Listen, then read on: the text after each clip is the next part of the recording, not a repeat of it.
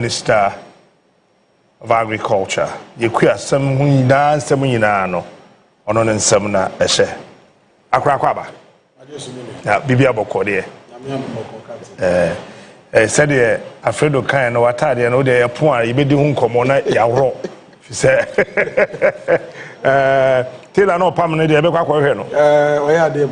Pam the year, papa, pam the papa. Was there a BG and the entire room? Oh, I just use an ache. But we shall fatau. We shall suit today whom I will say, come up. What I was a ministry, Hoyaboko. Yamiano Bibia Boko. When your first time I caught some ministry, Juana. And the first time I caught agriculture. What is saying? What do I say? Oh, I'm saying, a humanasu. And here abotre. Okay. Any nyansa sabaya between the ashe nyomano.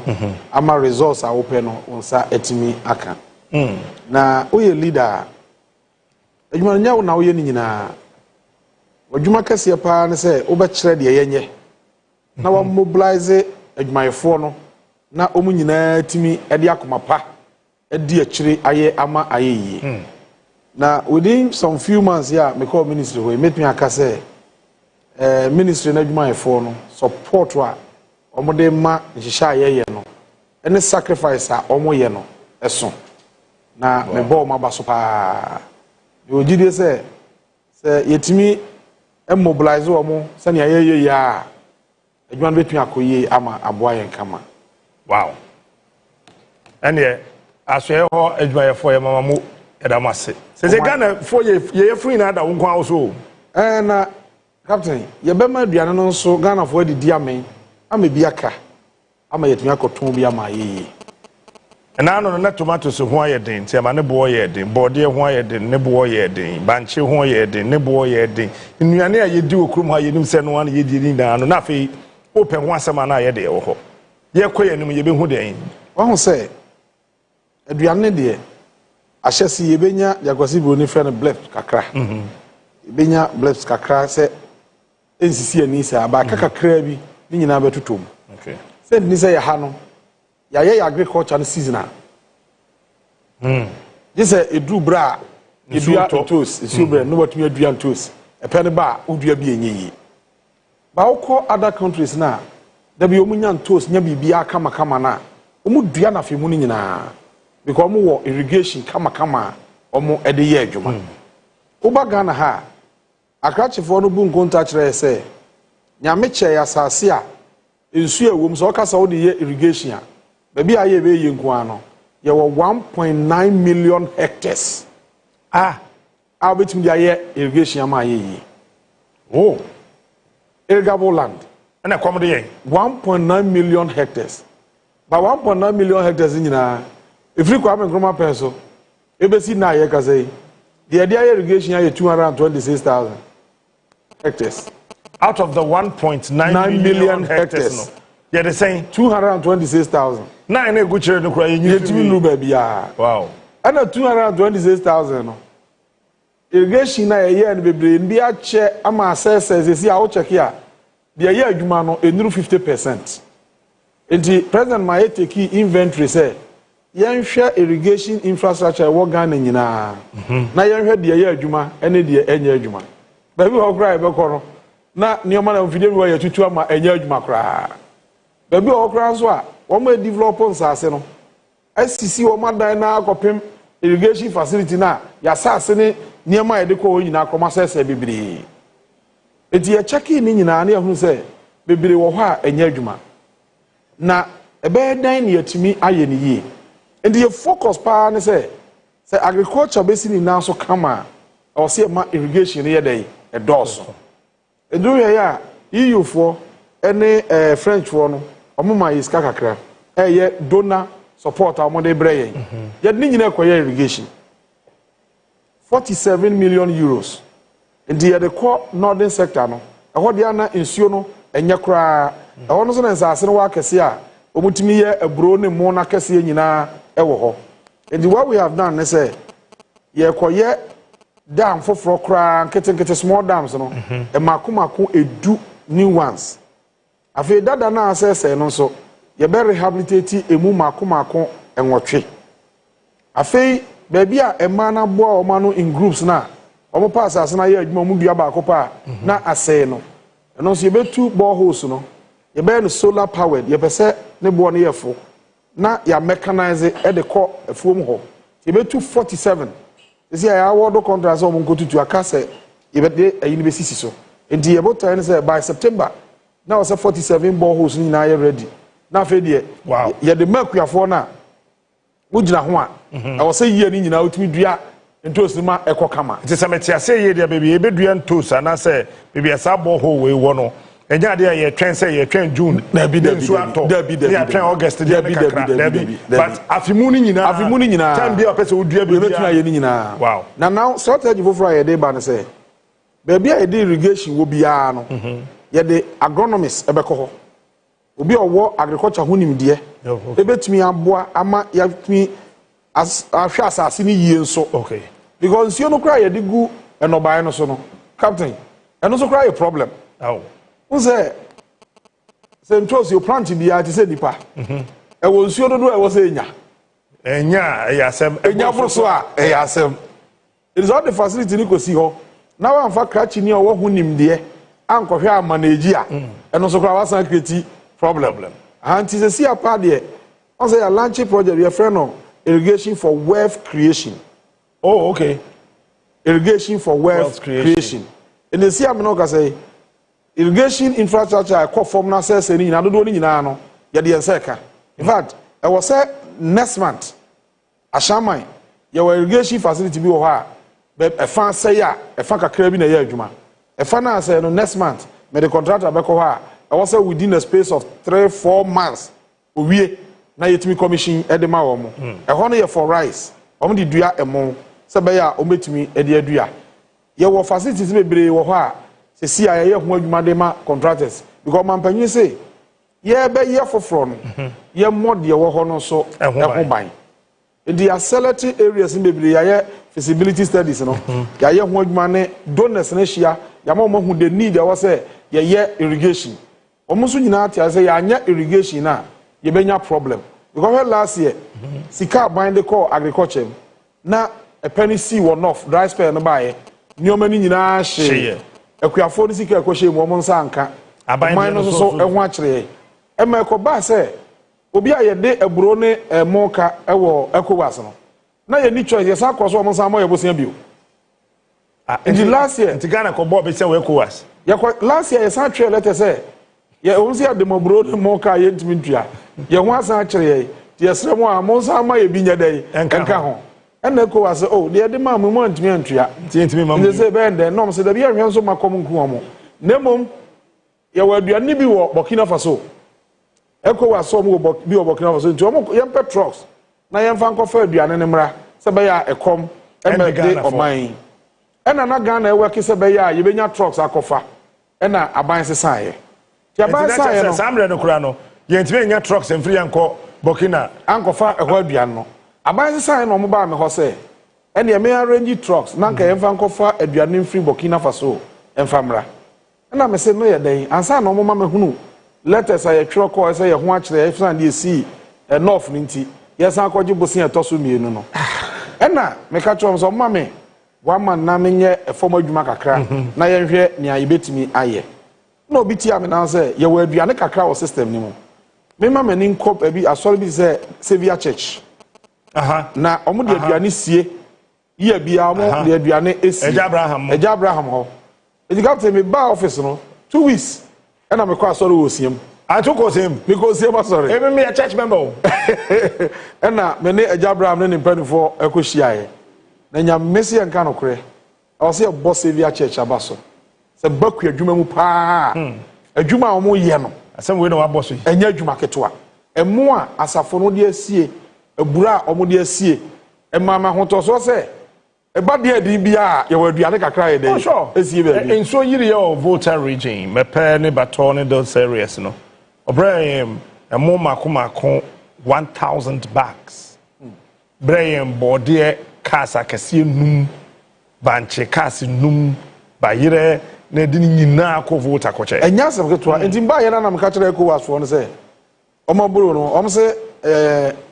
Burkina Faso president for Aban say on prema yemfa aduane mfiri ho ema na me say ye kra no Flores onye ye hia saa ne omani bio ye twam nia wo he ya no honorable repeat aduane na nka ye kofa fi Burkina no Burkina president is there wo so ma aduane no enko until say ono so benya dodo a wo penansa nti omo ka kire me anam say ye nso kra ye hia ti me tro letter e de koma ECOWAS for no say saa aduane no ye hia bio good ye be manage the way system mu no na afi ya yire ye ho aso akuafo na sene aboa wo se be ya ibetua produce no more na ye nya no more a ye ho beto ye enu nti na captain ye de feed Ghana program no baaye no na feed Ghana program no se ye baba mu pa na obi ate ase a me hu boaya e wo se kom de e wo Ghana ha because already asase a ye wo na ye wo asase bede a ibetua aduane adi e de feed the whole of West Africa yan asase ye wo no nya man nyina na wo bi ama uko Israel so masase no kete yesa utriti ye ne ye bebre ansa na aduane yet omotuni aduane afidi omo nya bi exporto ye de umfichira akra wo disi ye de eye enti de eka under feed Ghana ne say number 1 Ghana ni bia wote Ghana ha awa wo fie wote ofie no ofie o jaba bi kakra bi wo ho na fadua vegetables wa ofie ho jababi kakra na ye home garden captain organic wa dua wontosi ho dua womako ho dua nyadoa kakra ho onion obetua dua kakra ho enti se be ya wife kodwoma onko bo kanto to saa ne ma no ubenya wenum nyina bi ofie se obia wo garden kakra e woni fie a ebema aduane a ye spend this ka wo hono ska na ye dey akofo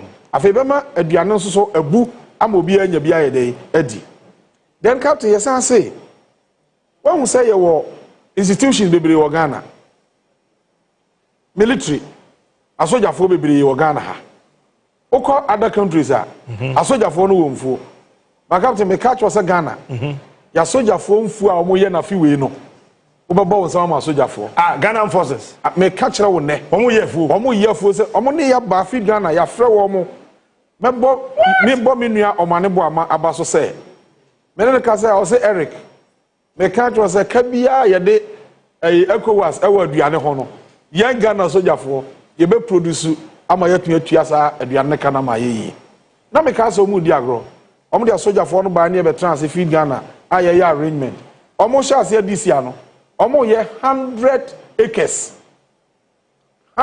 acres maize ene nioma omo ye nioma di gu form no enya asem ketwa in fact ye no ma ye hihya ye bibia esi akase efri July August mekọ wo mafuom ho na makọhwe military no adwuma wo mo ye Ghana sojafo me na meka kiro o we de wo kwa frɛ me no beko ya de camera be de beko what me no beko esi a prison service enya asem ketwa na national service crowd there mitimi nka omo asem no o crowd omo kokọ no me na mton wona to go omo kokọ there afi crowd omo ye na kese pa enti mea ministry no ya ma omo duane feed omo fama nkokọ no ya sam ma omo fertilizers institutional farming institutions na eye bi ni nyina no ye support omo input a omo betun ya produce more now the air can say I was saying sorry e wo Ghana omo so nyina do omo hye kwadwuma no number 1 omo do omo hye kwadwuma mu se beboa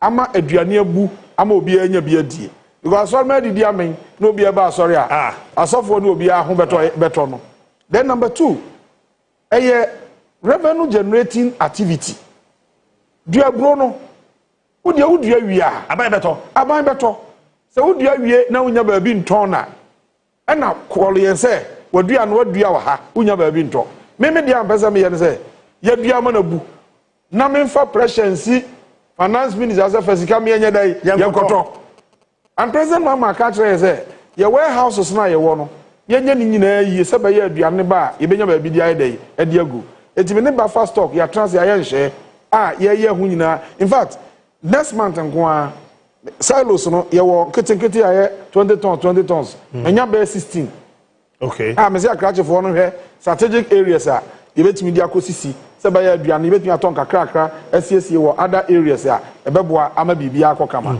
then again yani Legon ayen hye Captain adwuma Legon Department of Agriculture eye no se mo boa ama ya pajama Ghana nyina obi ahu bi a bo se Ghana ye wade Legon Agri Department me na me ka kire University of Ghana unim say ye kontomre omatimi aye apackage kontomre na Captain afeba akokura we film now dey siogu so dey start here ese fresh kontomre na wakote free kontomre be ya ye dey University of Ghana me na me ka kire na show you see the problem that we have and your ma o ma ye no ho me hu dwiri me University of Ghana University of Ghana na when say omo ye yogurt the whole campus omo na supply omo yogurt ho no fresh bibi akama University of Ghana say na make kire we enye dwuma ketwa na omo ye no ho that's the problem until me invite omo ye no omo trance or ya sign MOU eye feed Ghana program no omo so ye dey eye bi na omo de no University of Ghana Kwame Nkrumah University of Science and Technology Cape Coast University ene enya ne omo nsan ye na mienu yi no sa wo hwe nwuma a omo ye no ho a say ye nya opportunity ema Ghana ne West Africa nyina huna ye nuanom a eye business no omo say adwuma ho a wo so omo no omo ye dey eye na we are working on a program aya this universities ni nyina beba na ye di media ne ade nyina ba na ya ma omama obi ahunu ne ma ye dey ekoso ne invite investors wow na amanfo ahunu ba bia wo se ye this guy ye dey ekoshe sa woko other countries na no me call Brazil omampanyini ye se me call Brazil kohwe adwuma bi omo ye no ho na ye hwe se ebetimi aye bi wo ha me ko du Brazil no omo say no omo ye omo farming adwuma no farmer bi awo Brazil bi ya no wo the cooperative we cooperative member oh enti wa hu say ya ka wo Ghana ha say my announcement say e was said Ghana kuani bia no odwa ye cooperative ni bi ye community commodity base cooperative enti wote ye fan say kokoso na kokoso no udua aburo a kokoso fu adua aburo nyina beka om ho abom na afra mo kokoso maize farmers cooperative na matikuo no ye be ma mo da akuo no beto aba na mo yi mo mpanimfo sa mpanimfo no ye de mra beto ho emfie dodo a o medi sa akonwa no leadership no mo be bie bank account sa ban pese ye di sika ma akuafo na yemfa ma content cro ye de beto cooperative no account wonderful na cooperative no a che de ama omo members na cooperative no che de ma members na se ye de fertilizer ba ye de fertilizer no ba in say cooperative ha omudua buro I have odua ntos I have odua jende ye de ho fertilizer any ho input ele ba wakoma akuafo no se yetimi ye registration ni nyina awie na Ghana ha ye van say o 2 million cooperatives a mete office say efa o computer na me press say ya menim say cooperative we wa ha we no omudua na wa ha ahafo we no omudua na wa ha ahafo we no omudua na ha afa cooperative no ebenya records na ye hunu quantities kura afi bia no o munya enti say ye pe buyers akwa akoto a ye ni problem because in area bia de de kwa ebe dey ebe ye afi nso be ma ye kwan me etimi adicate farmers no ana wo cooperative na Captain wo to be the cooperative no kura kwaje bosia e de ye bibi ma eye in Brazil one of omo cooperatives ndi omo ye ni omo ye nantwie de ye milk no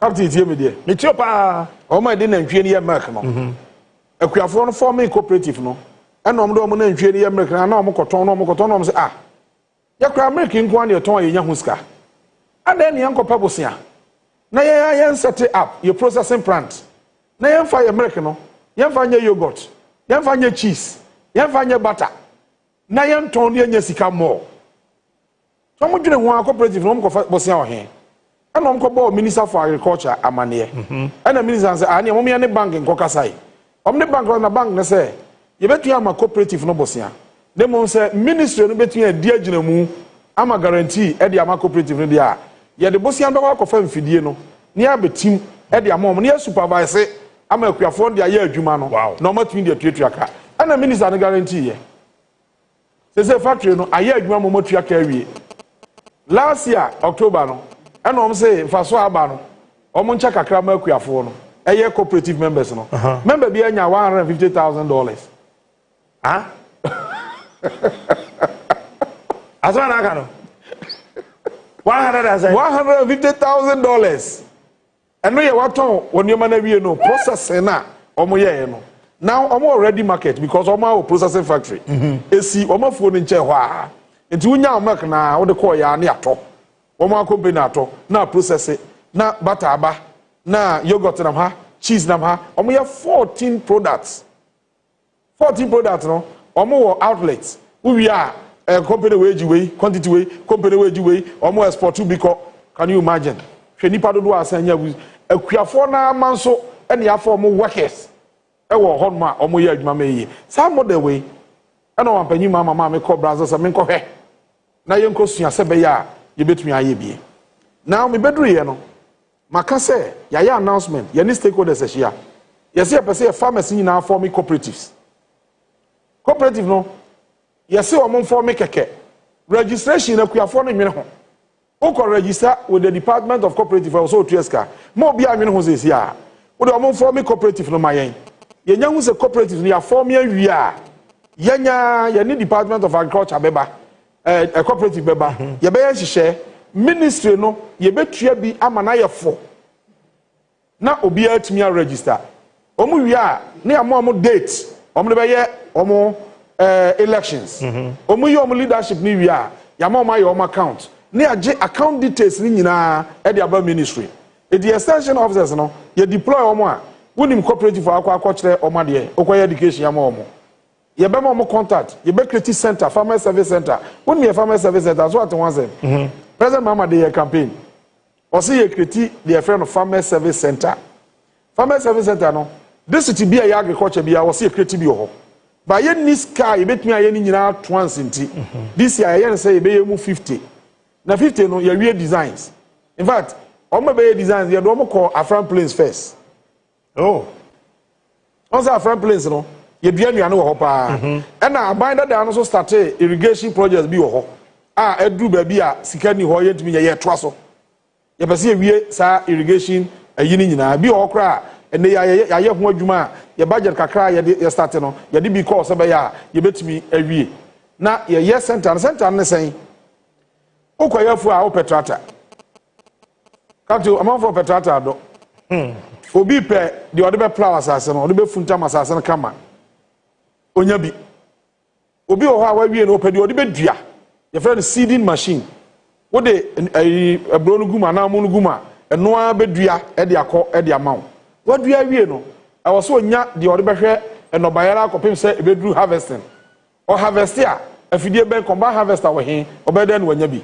oniska ode be ye na bamabu no ote ho ye create center no wo district bia they say 50 district no ya select e kwan fa so select 50 district no say ye free SRID Statistical Research and Information Directorate of the Ministry of Agriculture. Okay. And you be some say my district maku 50 omo na dua emo ebro soya ne ade no kese pa na ye fa centers no nko ho eno my list of captain me hwe list na say yes o ha wuni ba bi adua ne free ba nti che say ye ti krom ha ye wo list no ye nim ba bi edua bro edua banche edua wo do ni nyina ye 50 no and the ministry ho and ye wo ni nyina eti what we have done now no say ye the center no kwa ye kwa ye the tractors e begu ho ye the space ye create space wo ha ye the seed na ye dua bro seed no emu seed tomato seed onion seed ye the kwa kogu ho ye the fertilizer kwani ndi be ye adwuma ye the kwa kogu center ho eti memeti akra the man instruction say this way ye ma omo fertilizer 50,000 bags woni bebi ekọ ya se enko asunafo south ye center ho enti ye ba ko yi center ho na center fo no a receive ama ye nkrata se ye nsaka 50,000 bags e wo center ho Afei ye wo extension officers so ye create officer ho amomo. Na ye create small officer ye de be ye education dia ma akuafo no. Ansa na ye create maintenance section a o me be maintain tractors ne equipment na ye de ko ho no so. Ye create wo ho e dia ma wo mo. Now ye the management obesi. Ya sha asesi a ya ye designs e wi a na no yi last week omampanyi ma me ko Belarus. Me go here tractors ne equipment na e pese ye de ba no. Oh, yeah, the first phase, no, tractor and equipment that hold where they no kabuma over 4,000. Makuma. 4,000. Tractor and quiet 660. Now tractor no, na ye horsepower be boy ha, ya sas in inti. Ya won better say ya sas ni bibia. Ya uzi here 75 and 80 and 90. Dia koye ni nyina nwa bi the technical team ni nyina koye. Akoye ni nyina ho adwuma abro sokora within 2 months no sa nneoma dodo we nyina no ebe unity e wo man mu ebe duru Ghana ha within 2 weeks I was sabi you say bi ko bia dey eko because you need time I was say you because you say you be train dabi e bia be kofer na ye de ayadwuma enti cooperative no sa wo petrata de ado a na wo niska you go to the center Tractors no ho na ya buku ni a release tractors dia ma corporate ma kodom mfuo ni nyina wie na sa dia besi ho na esa dia besi ho mo harvest a na kakra wo se mo kotua ma center no na ma kotua oh tractor na kwa yan yire won jiu sika woni bi ya awie no na wa kotua wa was cooperative was ka no betia atua na wa de akọ wonderful woni ska de koto seed no ho kakra wo se tutua wontimi tutua ibe ma wo wie a na wa tua eye cooperative a mo ye recognize mo account wonderful eti ni tua no shouldn't be a problem now say wo cooperative no ho a say a ye hu say enya ba bia na ebetumi aye dam because ezuo ni ho a dam no ye den wa ye eti de pese ye ne say ye pese ye boreholes bebre pa na ya mechanize na ya twetwe ato efom ewa afuo nu na ye de ama om na om de ezuo ni ye de agriculture officers ye dey ekọ ho na oma guide wo mo ndisi enya hu se hafo na dua tomato ndi ye bese omudua na fini nyina na yakodre ye borehole no se bia 10 na ya twea ma omu nyina na ye supervise na omotimi aye dey aye wow niema ye digu akwan no so ni na de hia mekese ne a mepese obeboa ya me abohu doro no se fama bia fa no ho hye cooperative no mo okay ye bese ma Ghana 40 ase ne se ekom de NIM MPP NIM NDC dabi ya ye politics over 30 years. Common sense should tell us, nya de bia na de politics be ko bibia. Ye ka kuya. It is not about NDC or NPP. Obi afa no hunhyem. Se be ye aduane bebu no bia benya bia di. Na kuya ye no so ye benya huska. Captain so hwe mrantie no ba nam bebrebe nya adwuma ya. Na hwe Ghana ha. Ba bia betim dia create nwuma no pa ye kuya adwuma. Na ya na ka kuya adwuma manfo nim se ya adon keke.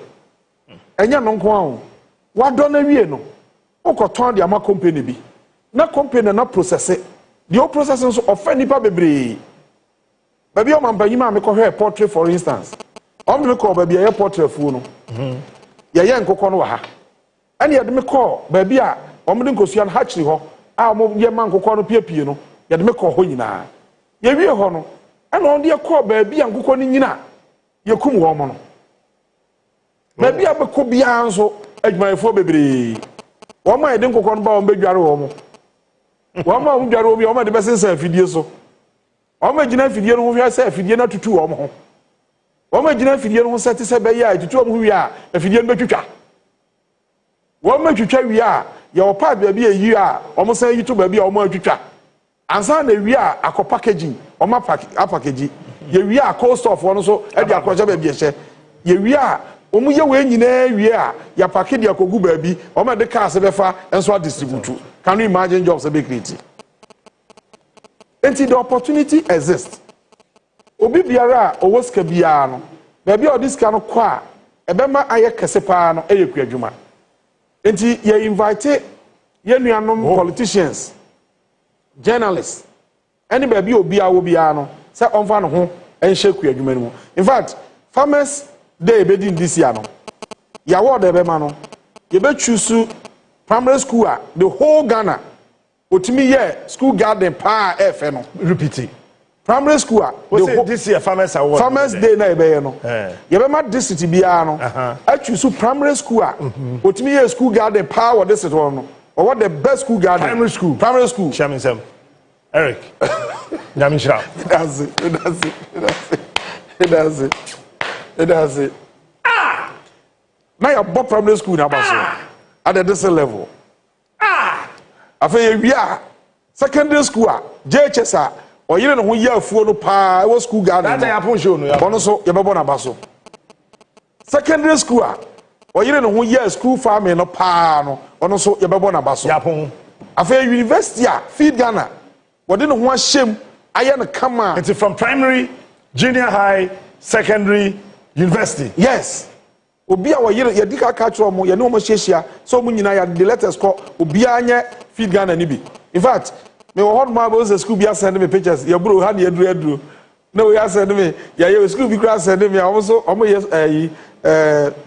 fish pond ni bi omo send ya bro obi send ne de by ya catch your team ne say yemfa your farmers day no enya politics sa Ghana ha ya ka say the farmers day ne your politics a enka national best farmer ke be ma dwon mama his excellency na phone me na me ka chewo jenne pa Ghana mampanyini wadua wa Ghana ha no menyini so bia dua bi captain our position na dwuma oye no jenne no even apaafo abekwa akwetutu jenne no kura na yenya numbers na betumi agotutu no ndi epemfidi a ebetu jenne no be harvest jenne no mahama me na me ka chewo na national farmers day ni duru ha ye de niam bebre baba bonten am wakunu bi niam e baba bonten no ye de videos ebe ba Ghana for be hunu the first citizen of the country, the president of the republic ku adwuma wo ye no Ghana ha sei afei ye de beba am wo hu the first lady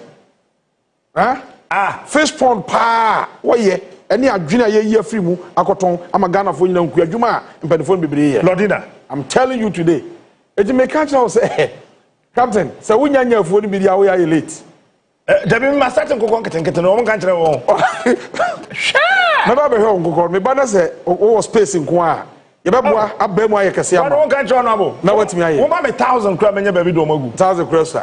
Sha! 1000 crores. Se si awo bu an kenam no ti am arrange 1000 the amount. Ba bia ugo no nyanya ready. Won kan sam ne tare he. Woman 1,000 and then yes, see me no kasa. Area me no bekasa. Memma 1,000 within this week here now the 1,000 I go. Na captain win. The year say best secondary school a ku adwuma no why you no ho aye pa no this year ye man award kese ye reason ye dey yes an say captain we asase atwa ho ahia ye wo asase atwa school yi hu nyina ho ahia ye te ho ye school fi ni ye nya aduane ni na ye manoko school a ye de aduane bi kitikiti bi akosisi nkwala anim na omu ekom de wo mo wa bra ye wo asase betu aduane ma ye ti ye catch headmasters and headmistresses at what secondary school say every secondary school must have a school farm.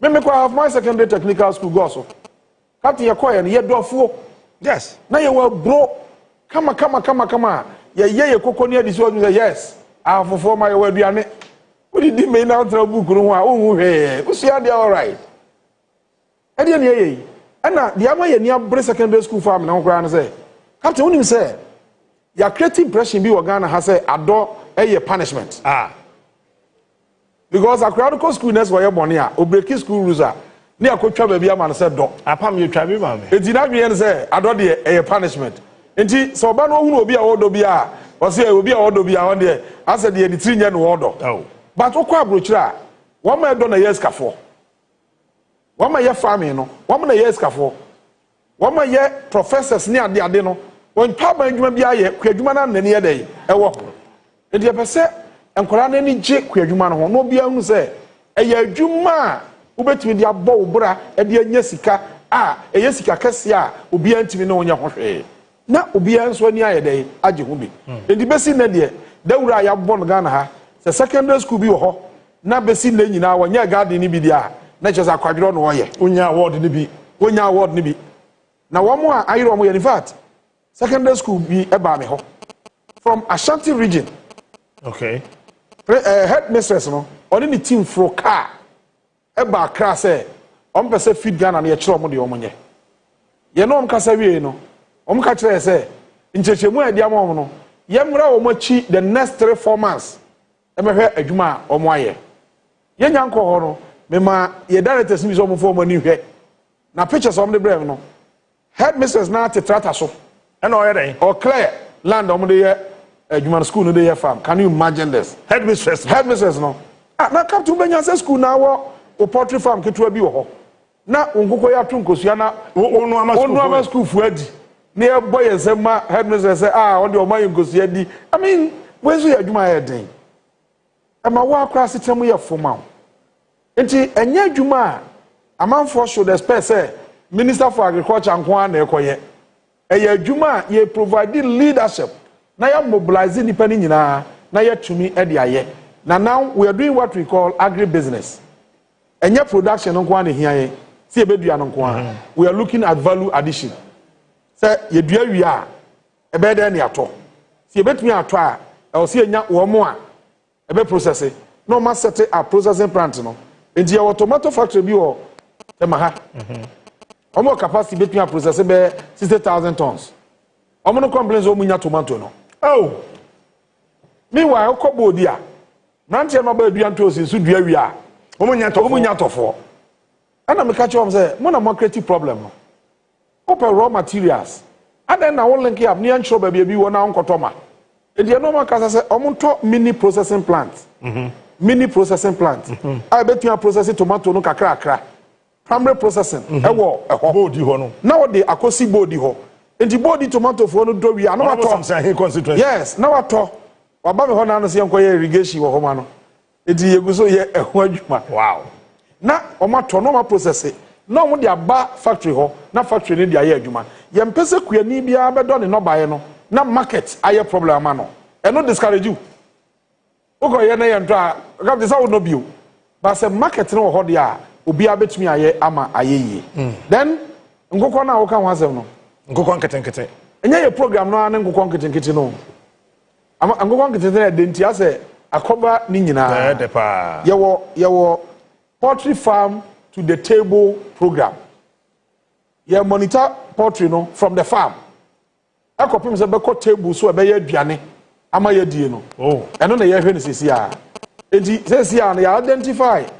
ayi poultry farmers akɛse ɛwɔ Ghana no ɔmo ɛwɔ space ɛyɛ na akɛse no this year 50 of them mako 50 ɔmo de ɔmo wɔ capacity no ɛmo nso san yɛ anchor farmers a ɔmo wɔ farmers nketewa hyɛ ɔmo ase bajo wo tie me deɛ saa for no yɛbɛma ɔmo 80,000 bears each dabio mamenti ase farmer no ɔyɛ ne poultry farm dada no aban ne kɔma ne nkokɔ mako 80,000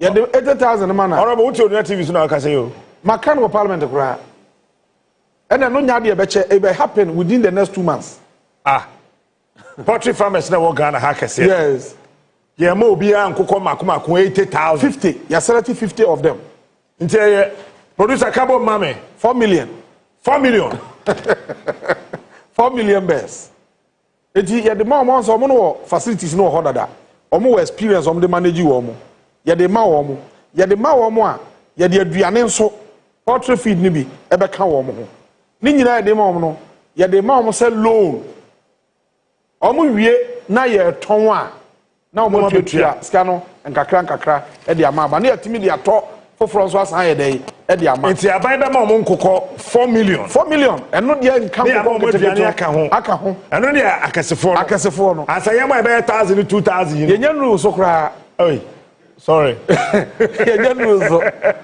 so ansana yaba wɔn a ɛyɛ mfimfini hɔfoɔ no ɛna ɔsɛ 2,000 ne 5,000 ne adeɛ no wɔn no nya nkokɔ nketenkete bia wɔn de wɔn nya nkokɔ nketenkete wɔn no deɛ yɛbɛyɛ no sɛ yɛbɛ select wɔn nso bi yɛbɛ sɛ select about 500 of them wɔn baako biara no yɛma no 50,000 Ghana cedis ɔmfa ntɔ nkokɔ no yɛmpɛ sɛ yɛbɛtɔ nkokɔ na ma wɔn wɔ kakra wɔn fa support wɔn adwuma no ebi a na nya nkokɔ no nko ano ohia baako sɛn 500 ɛno nso yɛgu so a yɛyɛ selection no ɛno ho sika no da hɔ Oh, say the bedua bi. Manya bi aka ho. Oh yeah. So anu nya problem ansana. Nkokɔ nkete no. Eno ye wote ofie. Wonse ye wa krasi. Ya ne wo ofie nkokɔ wo ho. Ah wo ye nya bro nya bi ne wakum bi awe. Wa mantam ho a obitumi tom ye no bi na de aye wa de. Eno ne nkokɔ nkete na ye be ye no. Enti no de household. Se be ya wa ofie obitumi aye nkokɔ ni bi. Enti ye de nkokɔ ba sa nkokɔ no wo ye o mu fie a eye yie. Sa nkokɔ no ne ye to ne ya be che. E de ama amanfo e wo fie no. Enti ansa ne ye be che nkokɔ no. Yama national service ye no ma sign agreement. Say ye pe agrek for na awie school tifie no. Wo mo ne veterinary students na awie school tifie no. Ye pe mu 5,000 this year. O man panyina approve am say 5,000 no. Ye for mo call national service so. Na national service won so mu this year. Na ye sign agreement wo mo so 4 years. Within 4 years no, year bia no ye de bi be call aban e be employ mo fully. Year bia de because e be do 4 years no. Na ya exhaust wo mo nyina. Ndi 5,000 ye do be court district no ba bia. Ye den kokɔ no kɔ nyina no no mu di akire ye take records ye register no mu ba ofie behwe se de kokɔ no sitie se de be ye yi ye wey because captain nya nwanwa se Ghana ha uni se Ghana we kokɔ pa ai in fact ye koshia na no Brazil ma make us say me jiro Nigeria for nipa ba ku bi o Nigeria bi afi bia no o we kokɔ 3 kilos 3 kilos nipa ba ku bia Ghana ha nipa ba ku bi are 14 kilos. Nigeria we 3. Yeah, we 14. Your poultry consumption no, is one of the highest. Because say ha no beef and your mini pizza. Nigeria for no beef papibli. Yeah, the poultry pa. Your poultry consumption no 4 per capita consumption 14 kg. Nipa bi o Ghana bi o ye average now bi are afi bia no 14 kilos. Ha! Antaru say we nkoko. 14 kilos. So, eti demand no so. What? Eti we ha. Nkoko aye cre free amano ne banko ano. Eye 95% of the yedi ye we Ghana ha. You produce just 5%. Boy. So on say capacity no ho. Enu nti na ye ni abre ho we na ye ni nyina achi no ya sign ne ankrankro investors a free outside as in sign MOU ni a ebinum so ebebo wo ye de bi ba ye de bi ko central region mo ma be facilities nyina o ma okay a o mo kofa o mo ne ma aba ye ni bi so assign o ha India for ne Ghana for bi a aye partnership ye no mo wi a o mo de o mo memorandum no ba ma na no ye de te ye ka se mu twam mo ko ya aba a wo se next week ye sign wi a o mo so ba ana unim Italy for bi so aba Captain Italy for bi so aba wow Italy for no o ma start wo Volta region o mo be ye 10,000 hectares emo abro soya tomato wow 10,000 na office a o ma si no wo Volta region no office no ti se kuro udu wa se de wadu Italy office na de be yafu no ewo Volta region me no be ko hoda kro na do ani akwa na oba na wa be kana ma ye free because they make kind they me kwa na mahunu me de oba ko okay now ni mo ko hoba wa be dia dance me ni adwumefo no interact o ma dress kama ye o ma adwuma ni gi abafo mo no we kro mo nya start o ma start say o mo shares o mo de banana e na start enti Italian ambassador any team ni nyina ba e ma 40 member delegation every Italy ba na no a me no mko shia e wo hotel ho eye meeting a so we pictures na me address o mo e cheche ne ma ye pese ye no number e na chiri no ade aye hunu ni asase na omunya no Volta region no 10,000 omunya nya 7,000 no ye hu se nkro mako nwotwe esisi asase ni 8 communities esisi borders no so about 6 communities ewo boundary no so omo no betumi an encroach okay enti ye ne mrofo no kan say omo phone betumi an come out say we mu nyina ye resettle wo simple si be before from omo na no amba 40 member delegation ba ye kan no omo approve amaye enti nansan ne makosan agreement no enei brofo wo Ghana ha and na no pay 9 o'clock my delegating officer ba ko a odo mo kwa koshia paramount chief or Volta baby aye project no okay na ya kohwe kwan be fa so a ye besisi adan kama ama nipa na o ya kan wo mu nyina na si adan na mo ya ye nsu akọ ya ye schools ni ade ama ya mo electricity ene ho ne ma nyina ya wie we no mo from ba ya say on person say another 10,000 hectares na ye 20,000 e wo Ghana ha ntia de kwa Ashantere you krom oh me that's it de kwa Ashantere eti no ese oti ase so ho se de bi asete time na ye kasa no na ye kasa me na me catch say na me hear about sesa it was compulsorily by force. Now you see ya kasa ye sesa na nkrofo bi ho na omo ntiase on the bosom so na omko Jubilee House am akwaji 50,000 bosom na school feeding for na come there now what was but I guess I don't know can share man can trust I know so cool Debbie wouldn't say them subante me di e kire kosi ase ho it's this year farmers National Farmers Day no you need e kire you be primary school e be born abaso junior high school secondary school nursing training college teacher training college university e be born abaso na for security agencies no ya head on so fro so pa ya born so abaso yeah be yan kokko in fact churches no cry no esa ka ho bi sorry no sorry was be the first sorry na fuo so bibia so a obedi first no ye be born abaso Pentecost be the first and the trust eduru ho a ya ka kire team ne say enya se ya ka so we the first a now they about to papers wa my keke yeah the videos of unfo no nyina be ba bontre am Ghana for be the first la assemblies of God omuntimi ye 1 week to Farmers Day no ya ne mu nyina be hia na the akrache for the free form buy no mo yiya mo bia ehunu asori bia mfu a oyeye na no so be am ehunu asori a onyere no honye kwadwuma ni bi na obi anso aye dey onim say captain ya sorry offering kwa onim say Ghana high wa asori che schools apa because me can to me krom schools are na high be 8 as at 9 now so no got 30 something Allah you want sorry che schools it is a yetima asoro nkoa de ne ho giku adwuma no mu ana mo boa ye nkra wa education ni mu se kuafo asoro ma obi ava no hye ku adwuma mu a obi ade obetun atena fi aka se oni adwuma ye and say one church one school feeding program ye agawi ankasa one church one school agawi ankasa so and onim de ekwa Brazil kra san kokunu ye cooperatives no omo ne school feeding caterers no e wo contract. It is a feeding Kurano or Evan say, I am so a primary school, and I would want the animal grana. I am so honano. You were cooperative for would be a more into over the mono bebro. A job would be not a matter. And the cooperative rene caterers sign contract. Say, one more would be ano. Yang school where you better the school feeding, no more sign cratano. As I said, the cooperative route me the sacratano, Eco Bank or Jobosia. Because school no better, the market is there.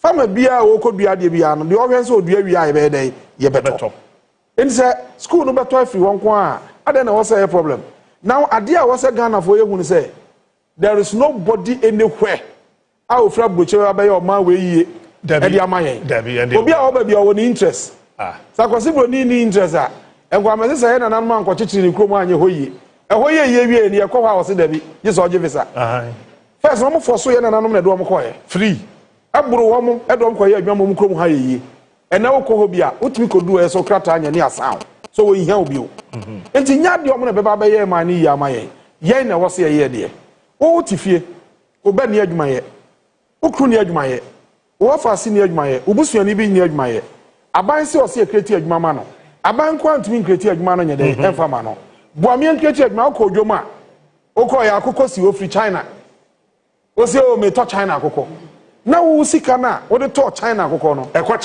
China ko kreti adwuma ama China fo na wo matifie nya adwuma to free de wo Ghana no ha Ghana akoko no ton ha o to ye pe de o ya akoko no wo no bai ni de animu no afa Ghana fo ni bi adwuma ye dai aye ene be ma wo manya adwuma ye wo si abrochire mu ode eju ko dwom na Ghana de nsi wo be di abrochire de no Captain, I'm telling you today yamo na yedua ha no desna abrochire de oh and they said there you don't know what you are there. So inti se wokọ na auto Ghana de na company no produce mo Ghana no esan say 20 obebam pe obefa nipa bebra aye dey aye adwuma and be ma Ghana ni ba nso aye dey enya adwuma aye. It this education must go down. Every person will be again near be spending on consumption no enwene ade na ode to nko ano dwene beyond ade na ode to ye say me to wi a me man me na na so betu enya homfa so ana and betu aboa ama sa adwuma ni nyina ye dey akokama ba se si ade de mesre mu kase se mo moa ye ene se mo bebo da wuro no se akuafo no form cooperative no. Okay. In fact nansane me ka kire last week na me ka kire your staff no me taxi team bi say me pese all agri directors what districts no nyina no omo na lead campaign no bakatin your problem kakra on say decentralization law na pass here no yama agri directors nyina ko share this assembly. Oh, and so omo work to this assembly ho into omo report to yan ewo Accra no has been a problem. I say this omo kan agri-business will be also ma ko share assembly ho no e ho so omo nya resources omo between the aye omo adwuma no e no ma kan finfini ehun de omo nye enti we work seriously.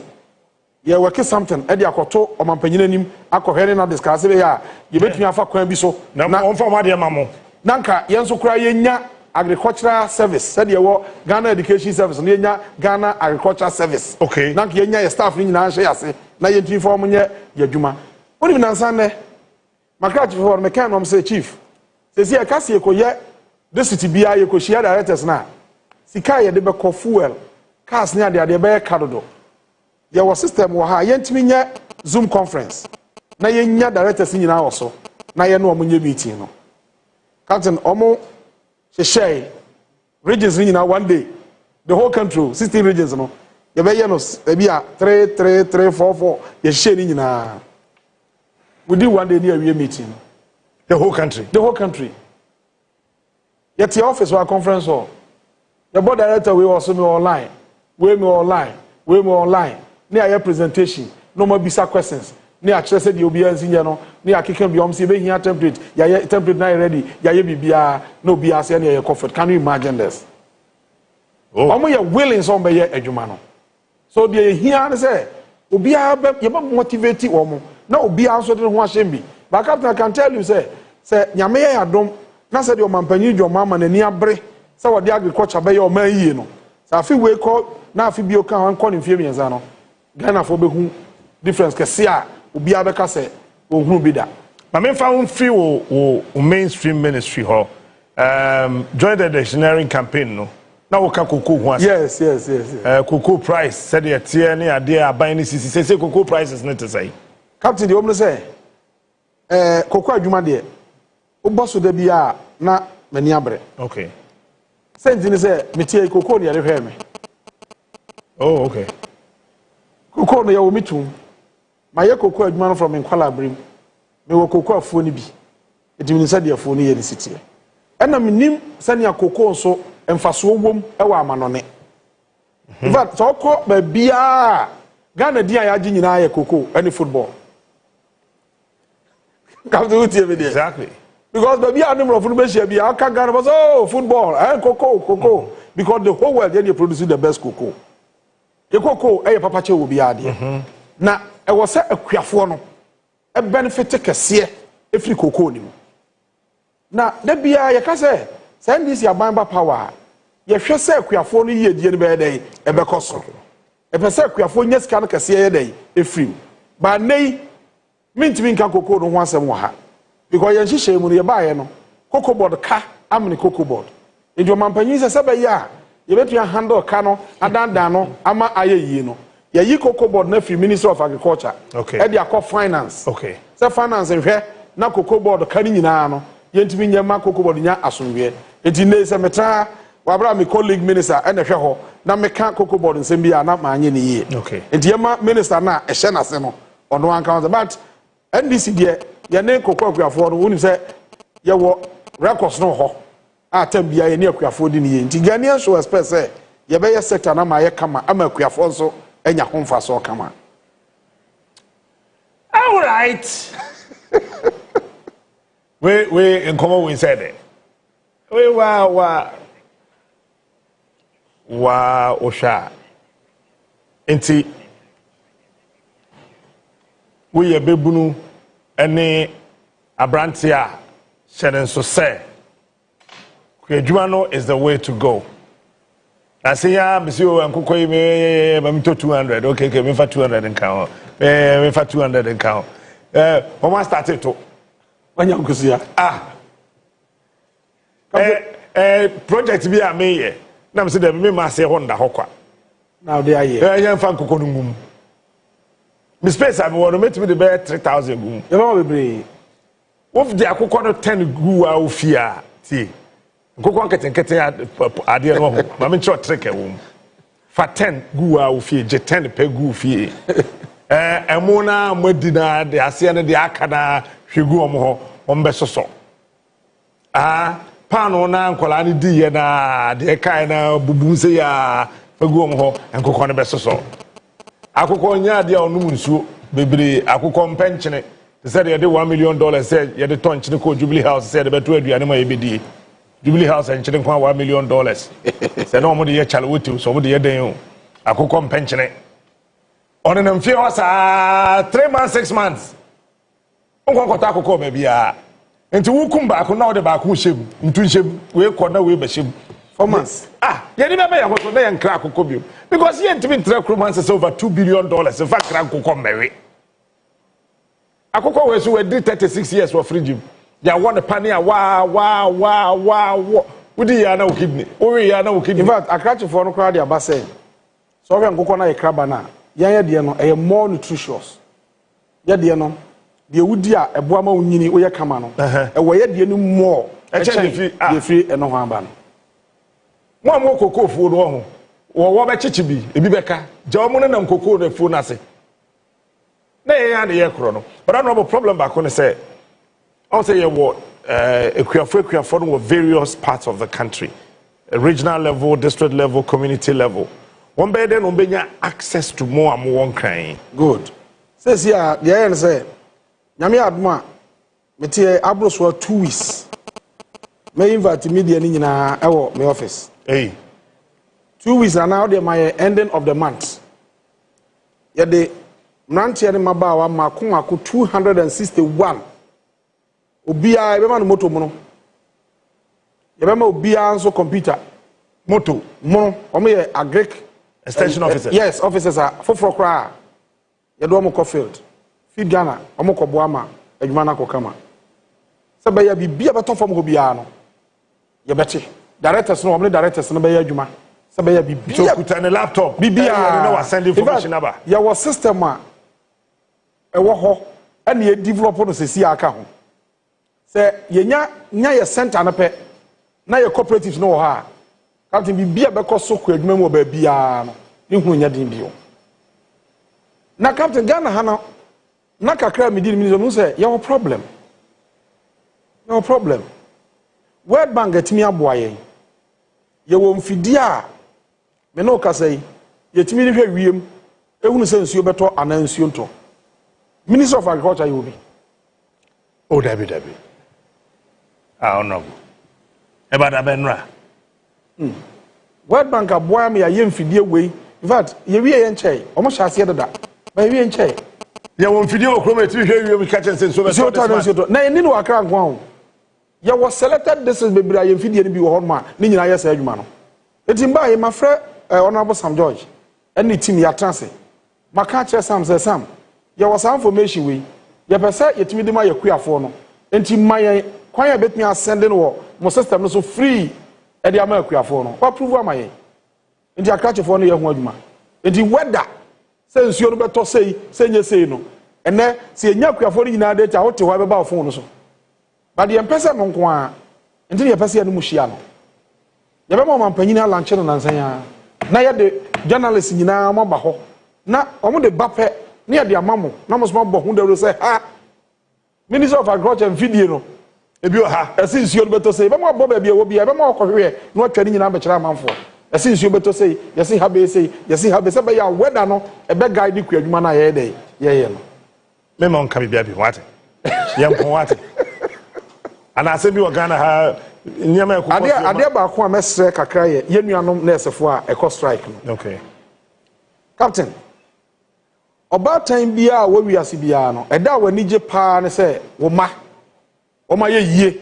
na o mani age enti me ma meti ase no from an opatu anwumre na dwene nyina ne se ne bakofi onye kese onye yie na watimi ahwe no sa no bata bia adwene ba sa oba ne yare a captain ti masem we yie pa oba ne yare a na ko hospital na doctor aka se akra ne yema no chloroquine so ye better say anwuno pa o ha anwuno sa wo de ka akra na no sesi a onom enti sa wo yire no na wa mi akra no na wa ba nanum na wo de atu nanum o su kekemu anso na obatan na wo do oba no na wo pia se obenom why because person ho ye dey eto no ampa wo ye no sama no ya de chi obekọ na ogina park so no ball na wani aye dey age bitter pills before recovery aba we be di akonwa bosumi num eni bosumi num ani from January advance your bosumi nsia mu na yawure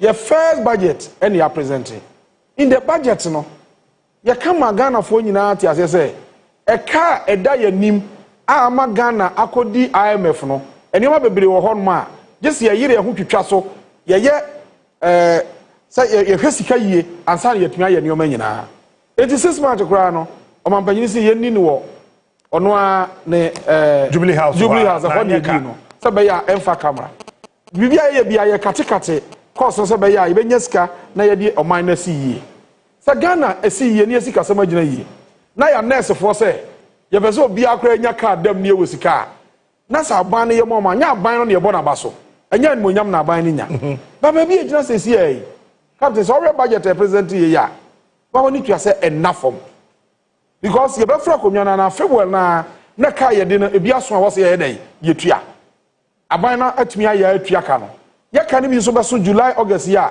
e wose aban ne tua aban aya prepare say enu so duru ha obe dey obetua enti say ye ka say nioma bebre wo hon ma even ministers ni ade ye call minister nyina ka dada wo ministry no enu an ye yusu me minister say me minister lunka me deputy ni salunka Kasa na yenua Brian eyusu Land Cruisers no eno na me yusu obi anche giwe ye yese be ya bibia be dey e be kama enti se yenua no na esefo wo ma sem no di mu se den timing tabre we ye bra ye difficult time ayen enti ye storm no se omo dwuma no so ye critical is about nipa nkwa se umami niska na ase mame ene ya wa mamiska mekum nipa nyina ewe wiase a obeye wudini enti omunya abotre na omne ye ntena sese ne ye ka no na ye ntimi hihye neoma na ye nyina ye work together na eneoma no toto yi a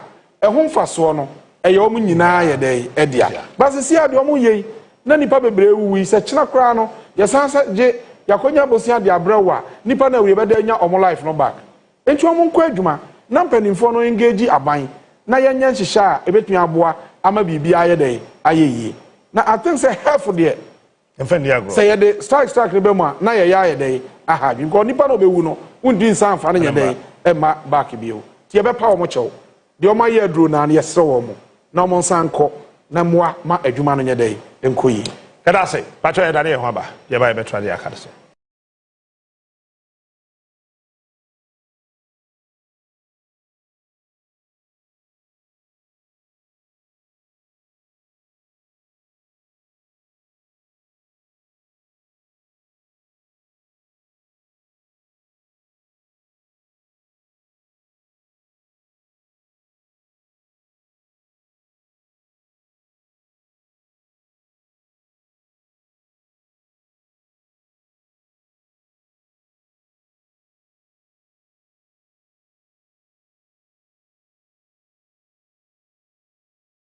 document for evidence sake. Exactly. So the mere fact that you be so and I am so no, I don't know, to certain extent for clarity and for transparency purposes, no. Sometimes privacy is also there. Yeah. And the assembly say yeah the to me my way na when your property where your commission na yeah this ankrata na command your fa yeah tia no a the wom and what you've acquired. For me, whatever value be a woman and the purposes that particular thing is intended to solve, you understand? Exactly. So that one day, I think, and you see, part of the process is a bit to me deepen accountability and transparency in our governance system, because in the last years, I see some individuals decided to capture this particular state, own the state, and even sell the state for their own benefit. You understand? And on I inform Ghana for why, because going forward, certain measures has to be taken just to ensure. Is the reason why President Mahama making a priority. I mean, because I declare way in 65. That is a lie. I think that he should check his fact very properly before he says anything about that, because Nipa na first estate. Fourth estate, declare this our list no crab there were a lot of them are not more declared that by mistake, and I think so a cause. And those are President Man deadline. I think that some sanctions have been met to them. Salary, I think that the first 3 or 4 months, for me, that is enough to start with, you understand? And you see, these is, are the implementers of the larger government policy at the local level. You understand? Very often, any attention, but these are key individuals. Say, no, Jumadina Odino, can't nipa no more grants now. It's the DCs. There are some people in your DC and not being some pie no boy, and Abamano, and I say, Wabre party, reward and in Saka. So very often you see most of them, the DC man, no sorry them, no cobo white, near 2 pound of goodness. So, but this is a responsibility as our servo. It's not an opportunity. So these are some of the things that we need to inculcate into the people. We understand. Say fine. As part of the process now, starting property will be declared. And you see, there is no law anywhere. Just say, what if you to Papa, you can be DCE. You understand? The law says what you have declared. If you don't have, there is no problem. So the fact that independent and a few Papa, and yet enough to bar the person from taking over public office. You see, it's unfortunate. There is this mindset within our politics. Answer you need to own an estate. You need to own fleet of cars and then as a form. But governance leadership has nothing to do with an individual wealth. You understand? Because vision and a bit me driver. So very often out there, the very people are leading and live legacy na Ankasano. They don't even have anything. Because Kwame Nkrumah about Nkrumah in a bag in a buy, he didn't have anything. I think that the plain fair crowd about being a chairman. Now, Pobia, what me leave a lasting impact, a footprint on the political history of this particular country. Kwame Nkrumah, ne die wa the estate die wa. So the fact that obiting and Nancha and Nasa for I don't know, doesn't matter. You understand? For me, I think that the most important thing is making sure that corrupt practices over the years and at the district level and as a form you making sure that there will be proper and punitive sanctions that are available. Say Nipa we are immediately now. I don't like this practice of Nipa just buying for back and within the government now there must be systems in place.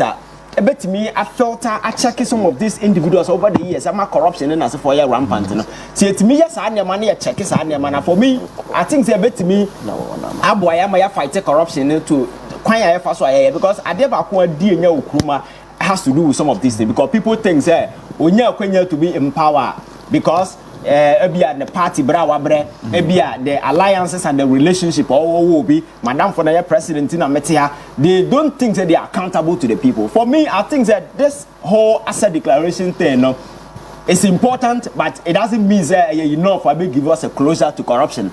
We need to strengthen measures going forward. What are other measures in a good place just to ensure say Nipa no former abiding our power now will make conscious effort to deal with the individual. So we have send a message to everybody out there. Say, there are structures in place dealing with issues of corruption. So we are government appointee. The mere fact that what buying doesn't mean say you get away with it. You understand? So I think that these are some of the things that we need to ensure. And the other anti-corruption measures so the government need to strengthen because and that is what we need to guard against this time around. Examples in the Ghana for farm in the last few years. And about to na Ghana for the Koto Abano. So Ghanaians will not tolerate any justification and I say any all that they want to see is that the purse of the state, will be protected from individuals that attempt to say, almost stealing from the coffers of the state. And some of these measures may not be enough, but I think total commitment on the part of the president and government just to ensure say or go after this individual. Now was setting up some of these things. You were told and do confirm okay. All right. Clear on our mind. I mean that was it. So look, doc, we also be we just only number 286 ho. No, I'm maybe Article 286. Clear. I don't understand any maybe. What a constitutional provision. Exactly. They are not the Yafina or Benian too for Crow also. Or the Babat Beno Yabin. So because we declare as a tear kosher envelope Bimono. And no, let's say when declare because we are going to it is a or your public officer, everything must be clear. Now, you see, the BIA car, you share assets in Kwano. Liabilities, liabilities count. But the constitution is clear on that. Also, we may declare assets and liabilities. Catch it in the would you fashion young so much was would become more. Obia Bobesia will bank the Colombia MMDC. One function or Betica. And their properties regarding not even are quiet in their names. Now, even family members, Obi will call with the property in anticipation. What trust a messy. Apart from that, no. Nitiwe, we die back. I don't know about you. You know, actually. Just a baby. Mazu, I see a man 1 month over. Say prepare asset in February. I think there must be a way to verify. Sorry. No, constitutional provision has to be verified. Yes. If beyond that, also we evaluation be I say, sound your money now. You can copy free a man on it, but you did man. You are no the baby man and Onua no baby tea. To better no Caso be so fine. Any problem no. Yes, true. Yeah, one running in a look, our constitution that the BNC amendi. Or yes, our constitution in such a way, so being a reasonable person leading this country, reasonable people manning our institutions, send a bear, or the periphery a bear. But Nancy, in your message, see actually say, why we see, I'm funny, maybe I can come and go for people who are reasonable. One tiana we work for the Becca saying, I'm Miss One Dyson Gusi Cathedral to a Tamo Manisika Gusi Cathedral. Motiana President Bia Baba Catcher saying, I'm Yasun Dyson, one change Munia to Nay, will be changing. See a legislature say, no president should change any human being to a nay, yes, or Baby. Solo. So, Eti, I clear. On Penny Adia Wake 15 July. One more enough time. Enough. I think saying this be a vessel would you be no what to me actual. Now you're quiet, no way. And yet they're better. Yana NSA, National Service Authority, ATJ. Yes. Messi and Ray, I'm one of my bank bar could be sending me say, Hurry, Adea, or more capital a year, Mukutano. Or Mania shareholder, this can be a beckham. I could do say, I'm almost saying now, I could do 548 million. I swear, but the text message in nature, which I made me come through. Now, Omokasa, a click here, Miss. That's 548. I don't know this guy. I think go for your for that's and I said, a beer banker, a social bank. Mr. already would you read the second best, last by the second best? What do you bank in every? Oh, okay.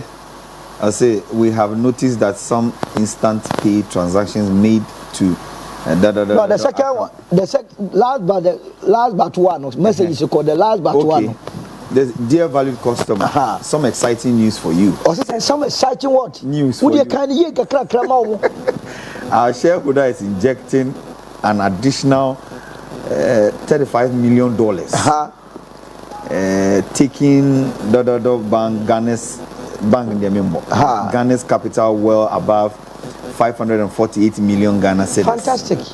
This will boost our lending capacity. This will what? Boost. Bank, catch them say exciting news. The exciting news in this area, when your shareholder need back what did $35 million become musical I walk a Ghana. na eno ne sasika omusika omo nyina include ya kasa omo assess so a adan ya ka ho nyina o pen omo trom kra ka omo assess o e be ma na kwa kodu 548 million Ghana cedis some coins beyond the threshold crowd. Na mimiti kroma ya catch national service in Totofe one church wo hwo mo nim ne omo so mo di sika na omo wia yet 548 million Ghana cedis according to the Attorney General. Yes. That's a second no any sub bank they so bank for but this bank is considered as one of the biggest banks you kroma. National Cathedral $58 million. All the funds say the rate here 10 cities. Say, and 580 million. Yeah. And no soon see we. And also am I another first class bank. SML between 2018 to 2024, offer 1 billion. And also can be 2 banks. Kaya another banks. Here kwe ni muno no. Cathedral. Eii Pualugu die you combine with bank we no mo so mo call London akwako ye stock exchange here and almost 24 million. Asset no so. And it asset a year king and the shame go for to me. Ever said this if one muntie di o mampeni kan yi. Okay. Ye ne mo na team potemu. Mo fire ni. Okay. Abayi makachi am say for one of the former administrators of your friends say common fund. Let's say assembly common. And adam me nu bia wa progu Israel. Me kwa kire mu. Hey! And what you saying? This is almost getting free a common fund never. Yeah, that's it. How much is it? Yeah, that's it. When you say unibre, intino me jao.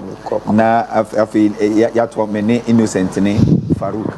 Yeah, atwa uncommon so enche Listowel so ebe join here nana kusi na yene no edin komo ewo saa kwa ne so. Ivan, my entwa so na yenhwe.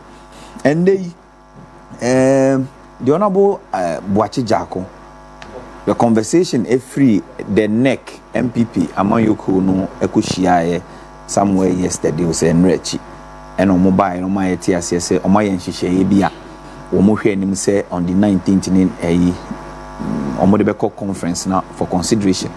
One of the key things is that say omo hwe nim say omo flag bearership na bato no by January no one mo edebeba said the beya choka. They've given a plethora of reasons in tia sa adwene no omo pese omo konesa.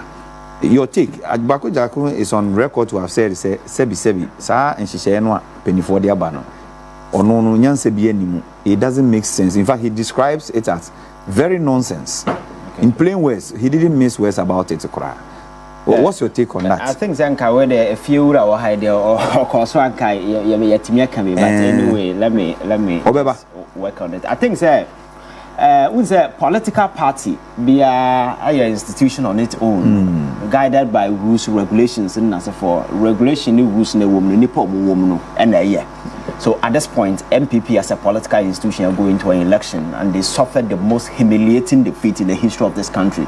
We saw the anger because of Nemo Moye in the last 8 years. Eii Ghana for so ordinary, any normal political party will just sit down, review Nema go wrong, Nema and go wrong, and how we be patching Nema. Catch when you lose power, you don't only lose power, you lose goodwill. The relationship between you and the people, getting disconnected. So patching up means you are reconnecting with the people. So that goodwill will return you. It do can't summer among for the foul serious. At this point, MPP by opposition, I haven't seen that particular thing because there seem to be that belligerent posture, that arrogant kind of bit, still a woman form.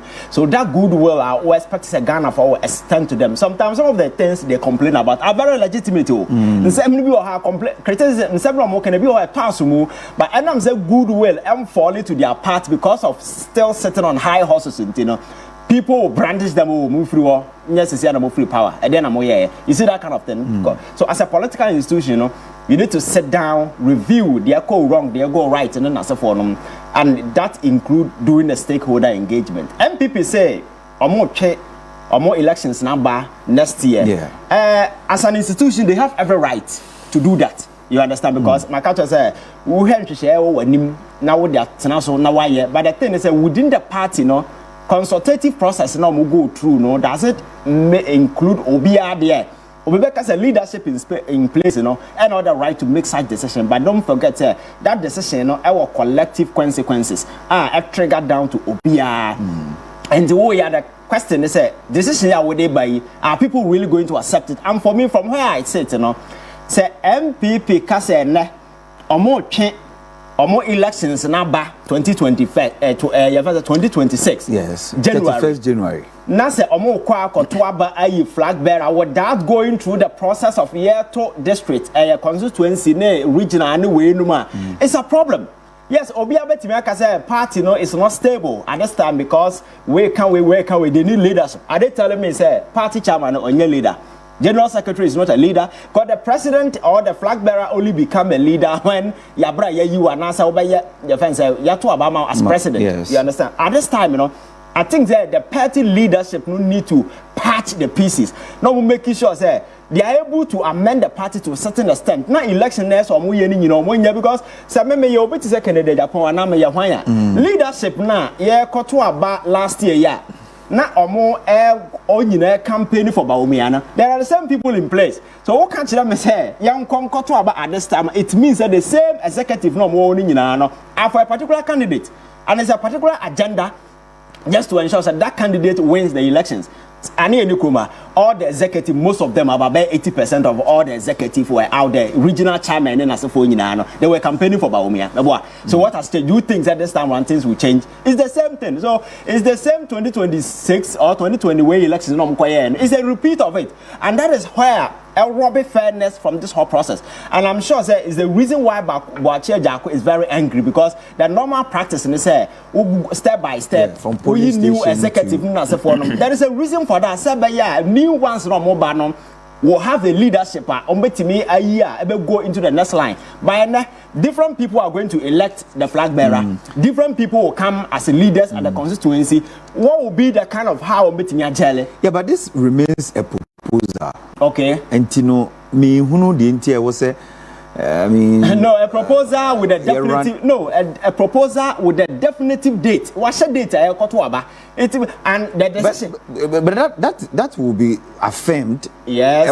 Congress or conference actually. And America say a conference. And the conference can decide that. NPP, you know how they take a decision.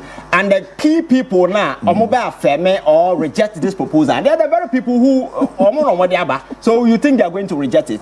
And for me, I will not take away the MPP right as a political party to decide what they think is right for them. Okay. Because a party, whatever they decide to do, they have every right. And some are making okay. But sometimes when you are working with human beings in the way, you need to make sure that will be accepted. Sabi I won't spring this surprise because there are several people in the coming days they will come up. Because for me, when I met in China as a candidate, I may go into election like me, a candidate Japan, and I may any of other people. I will be sensing, say it might not be justifiable, but I will have the notion say idea way there is a ploy. More just to impose a particular candidate on us because these are the people that on more grounds, you know. They are the very people who campaign for Baumia. They declared for him. You understand? So I think that they need to just ensure say in being opposition, everybody on board. Okay. And for me, I think that is what they should be doing because are people who got peeved and they withdrew from the party. And Kawabo oppositioning, these are the time and you engage these individuals. And even with Alan Crown, you see, political party sometimes it's not about assuming a belligerent posture giddy. Sometimes you need to cave in, engage people, and what do you about because political parties are about numbers and these are so I think that if they are able to another time if they are able to do some of these things, Maminda was Ivan, a youth activist here, or born in home modern year pa onona. Maminda senior my man akwaba. So they will soon the idea.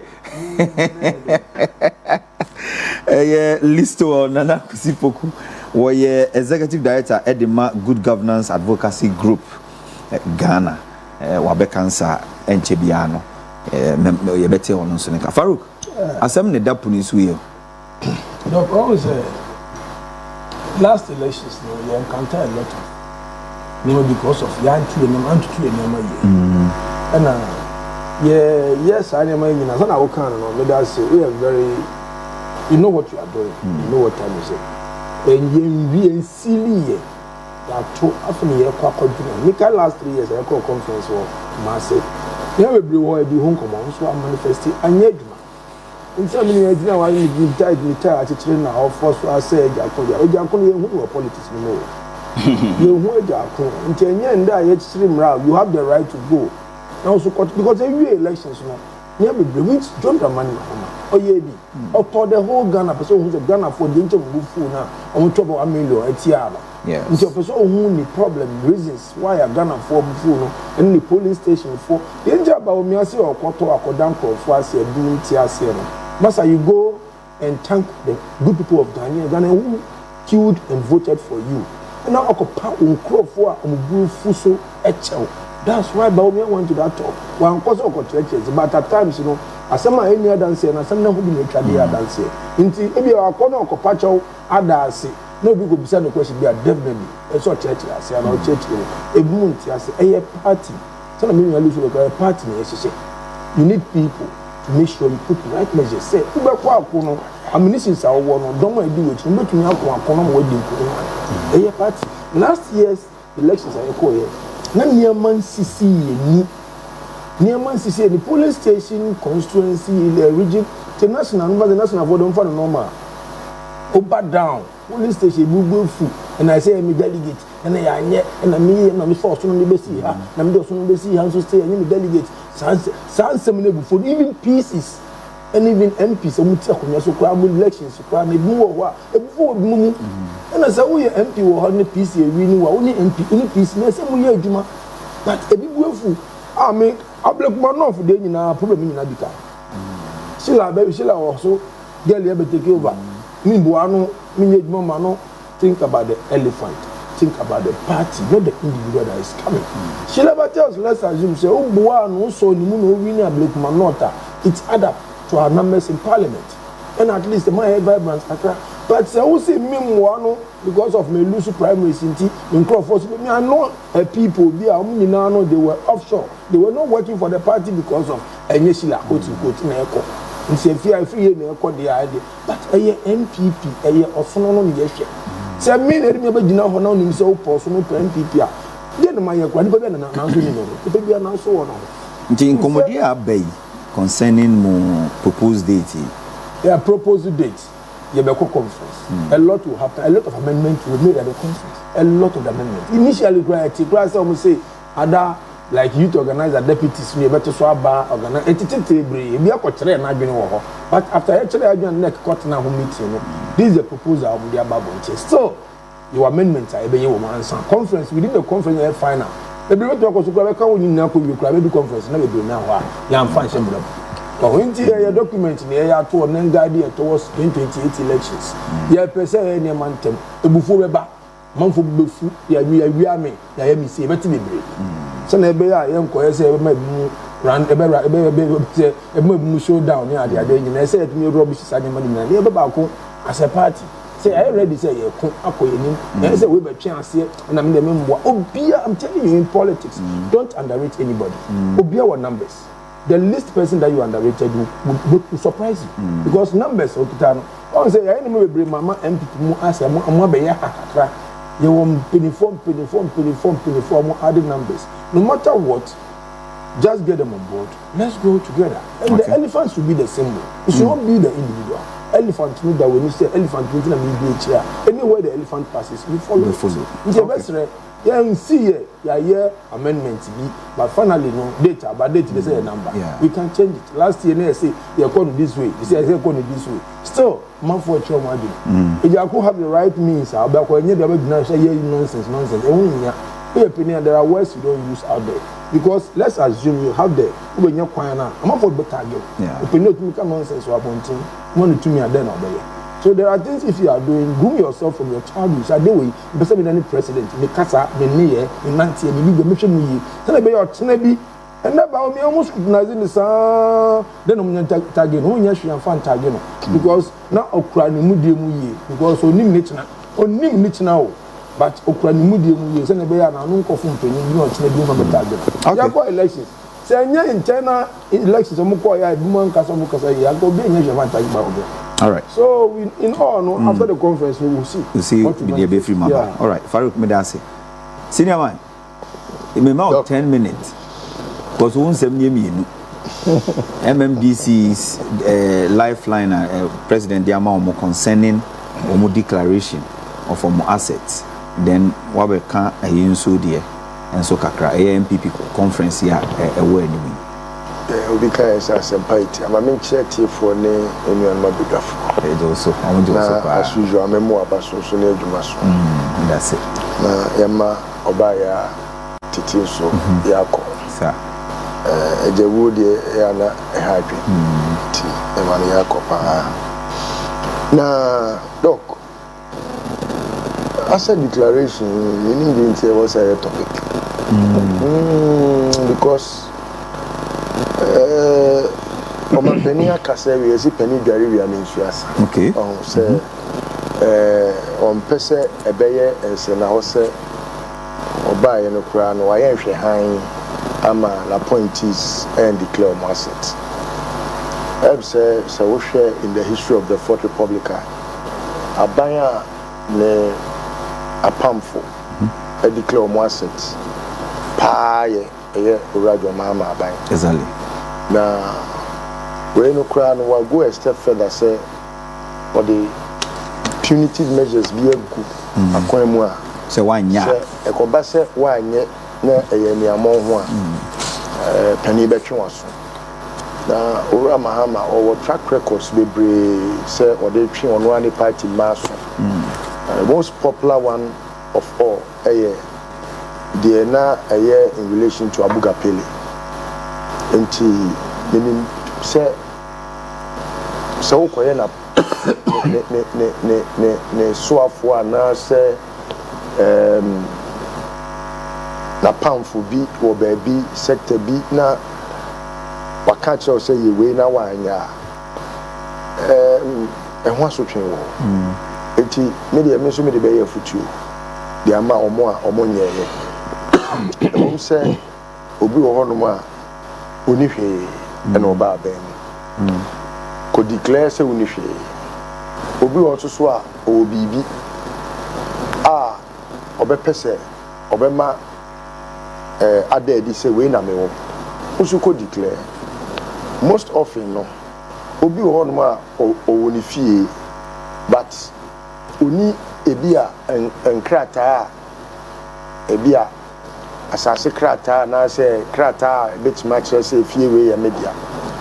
There are so many homes in Ghana omuni title omuni krata semwa omubetimi di adanse say dan we ya media na eno so tro na yehu say o dan wa ha na imomuni krata esan say bia manso kra wo asase ne ho ana bibi sa no ma ni nyina no ebeboa ma enkoba se daachi bi omampani sebi obekwa akotwen na aba na afi na odesamo sa nti mo nya de se fata na mo hwe de odi kan no na mo nsuane nante sanse do mahama ne huni sebi efindia na quickly menko amayuko ana medomo a afi de me se o kase ye member krana Beruba koko afanya butre asemba Farouk sinya abutre asemba nya butre abutre ne de asemba nya butre mo beni bona mo ye ese ne nkora so be butre say NPP amayuko anenke amayuko papa nenka omudimu sabi nenka omo brebi anke betimi edia ama omanfo edia gina so ato abama NPP but see as NPP wo hoyi a criminal institution. Oh, everything about MPP is criminal. No, it's a fact. Debi gumu kakramo. Ntimi ngumu. Esa say criminal. Me papa timi no se men kan no kure kofum se mewu. Na dia no moya onto me criminal. It's more than a criminal institution. But I've been charitable. Utremu say. Bibi bia omo ye mfie nwotwe twemu bia ye bone a etia adasa. Bibia omo so omo ye papa ni mpo na bone ta akire. Bibi bia omo ye bia. ntenya mayoku a wo se otimi nya kokodo kura be gina Ghana fo anim se Ghana fo nto aba ma omo san se ye nto aba ma hwan no criminals debi enya de papa. It is not fair to describe them as criminals. They are criminals. I'm telling you. That's my challenge. That's my challenge. No, the challenge you can have, you see, Jesus Christ obey.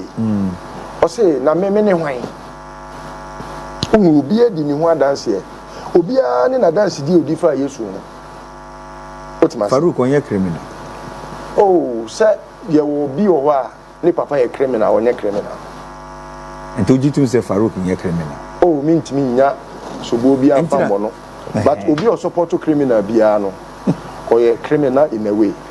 No, no, you support to until that's all. Now, be a one no Tihan or catch me say, Baumian, who need a fee bia. Now, Jack, where are you when I go by? I buy way out or Mutisui. Ghana for me me for baby. Because Obi to say Baumia, Chronic one so to me Pia Bontin, so Baba Cassa say, Ubin Cotraba Mano. $2.5 million. What did you see? Baumia? Testing. Uri say you come fast as GPS. Baumia say you leapfrog it. Adia me 2006 President Kufuor Pensuna Google for Ghana ha. Or more picky coordinates nina. In fact, with the American your friend is saying Army no, no the Air Force no. That was their job. 2006. 13, 14. Now, me Uber Juma. I had 12 cars. I normally Uber. Uber no was it not using GPS? And the other than comfort me for a car now, a bit of fear him. Sometimes now when I'm present. Present mama. Now, but we are ban was out the bed than and Quanta as I say, as I see GPS. I bet only 2.5 million Ghana cedis dollars. $2.5 million at the Amagana for who is he? Is he not a criminal? This is the man he is campaigning for. I don't know what change our con. Now, why not? Sabi, a way we are seeing what kind of creature about change our nonsense. I said, just send him. And I know so just yes, I go school. Oh, no, chronic yo. There are things that yes, democracy now. I was here seeing ye. Oh, it's not right. Say obi akwaya dia. Yem person ye beka no kra che nipa cross say ade we ya wo ye no. Say free home. It's not right. So many yet to say unkwa na say bibia se nyansa nyina kura wa obedi amia say de ba omia de amia ya. What you say? Nipa na woka na asem no ono na Ghana ha nyina yenim so ye trofo pa odi tro asisi e kura woko fie kura na ogusu di tro obi ayire ne ho ama dollar eba fom sidi ni gina ne na so osenye oro na yeye wo etira na esi wo konsu ye na nka yese wo na ye economist abira beboa ma oman sika sam nko yie no udumadi a odi ye ne sen afa na ato mo ne ntase and a party no ye be call eyi omo pa omo nto aba ne china no mo fa ba omi anya flag bearer. I have been looking for that time say ba omi be say flag bearer bi enu kwa dey an ko benya 22% enu obenya because kaneno na obi a gini di say owo esubi ne ban bi a enkebetimi aboa ma otimi abeye omampani abedi akire obey omampani abedi akire no obi ehu say ontwa tawu ato force ni wonye vice president o baby odi dollar ne du eye adwene eni nyansa ena ekwa akensie ena adwene bu say nyansa say na wo tena bia ne he otena bia eni ma adwenem enti minimum shelter edi enti na wo be ka kire me say oso chen me ena nyansa ka kire adwene say baby amedanko ena mesu ne me ban so enko na mesu ne me ban ti ne ani me enti adwene nko ena de nyansa no enti adwene de obiara timi nya adwene ni bi da ne tirim ba se nyansa na ye de enam ma obiara hu sa adwene a sabi ewo ho nyansa da mu no eno na atofo sen eye no what I say enti no enye se Brabeto to be money keke o debi enye no ntina ba medical ka say we no na eye proposal oh say na proposal I give you okra na yenka oh say tio say yeti hey o ka kire say ye be pon 12 tio nyina yesu nim say dwumedie ye pon be say nondu abroso an nondu na ka say be pon 12 a ebi ana me be me share obi say oh me share after 10 yeah how do I reconcile that ebi ameti here make us say metection ni pakron say oh yes e be pon 10 eso so afi o mo say e be pon 12 meboa yeah now edi entina all of a sudden nipa bi nma ye o madwen say ade a aye traditional a obi anim say ye di enfie mienu a eda ye nim ene ye de hyehyɛ say ye de be flag bearer e wo constitution ni yen ka say 3 years o yes enfie mienu yen ka 3 years sa no mu sisi afoko ne kwabena Japan nom ne same crab no mu a party constitution da ho na afi yes a council of elders say na council of elders no mu nim nyansa check constitution na like how your constitution here then what you say a party a boni na ewo mu no e yakufodo na ahyehyɛ sa boni ni nyina and waja eje ko ja ba omi ade bi e boni nko a and ono so to aso executive say omo wo hoi so omo pe party ni here wo so omo pam omo nyina total overhaul omo yi omo nyina adi anya democracy ni ewom na ehun hia say wo say amayoko bi esa ba enka amayoko MPP na wo say nkom gu no ba democracy nti e wo say eka bi ma men ka bi anya say NDC fo so umtiri be omo de anya say wo say ka MPP no kom gu no because say me kan na criminal institution say na bio so mo pe party ni animonyam ni nkan kwa e wo say ba omia obi bia wo ba begina na wo abanda da anim bia na wo so mo pam ni free mu including obia na wo abanda da anim bia e wo so mo yi ni free because omo nyina mo ne onyam obi bia ni wono ma na wo abanda da anim a obetimi aba be justify ade papa ana ade boni ade abanda da ne yeye sir yes obia ni wo they say Brian declare educhum so enra or declare or show interest enkwan joa na no sin enya bisa no oh enye enkwan na adwoa na ka kane party ya se ya nyansafo ne anidifo party hwani pa omu yi omu ti wo de wa hwe wo de in estimation I don't know more problem enye problem no there be why na wonim de why na wo nyansa kire me uyi ba omi afiri wa kane Japan so person o ye mampani kane Japan enkwan etimi adwo na we di adwoa ma asa ya ye blog festival da bi o ene ye se Brian Champon say onu so person o ye mampani obi a onu timi suma nkwala asem ko bobo atuo wa ya waso weso ogon otimi tu ne hine ne wasi hine wei